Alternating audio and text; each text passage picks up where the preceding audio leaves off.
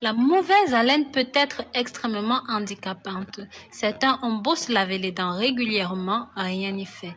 L'odeur est persistante à cause soit de l'alcoolisme, du tabagisme, des caries, des prothèses dentaires ou tout simplement l'intérieur de votre estomac, les amygdales. Bref, il peut y avoir mille et une raisons. Alors, que faire?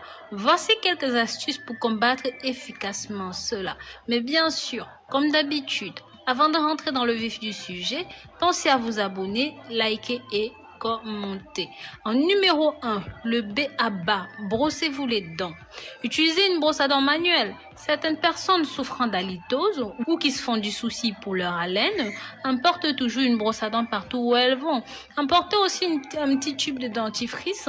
Si vous n'avez pas de dentifrice, sachez que vous pouvez aussi réduire l'odeur provoquée par les microbes qui s'accumulent après les repas tout en vous brossant les dents et en utilisant de l'eau de robinet.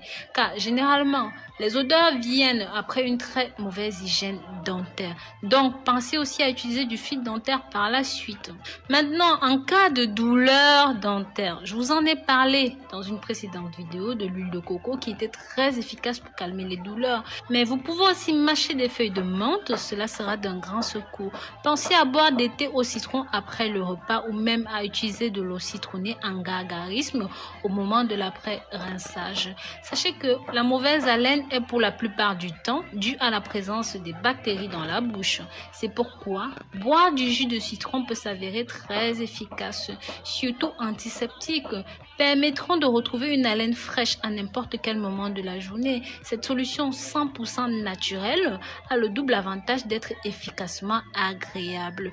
Mélangé dans un verre d'eau, le jus d'un citron peut être une boisson au quotidien. Pour encore plus d'efficacité, vous pouvez croquer directement dans un petit bout de citron, mais attention, c'est extrêmement acide. Maintenant, par la suite, si vous avez regardé dans votre bouche et qu'il y a beaucoup d'aft, voici une astuce simple.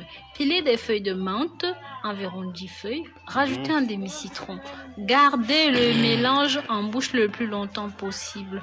En plus de décoller les aftes présentes, ça va inhiber les odeurs et empêcher la présence de nouvelles aftes.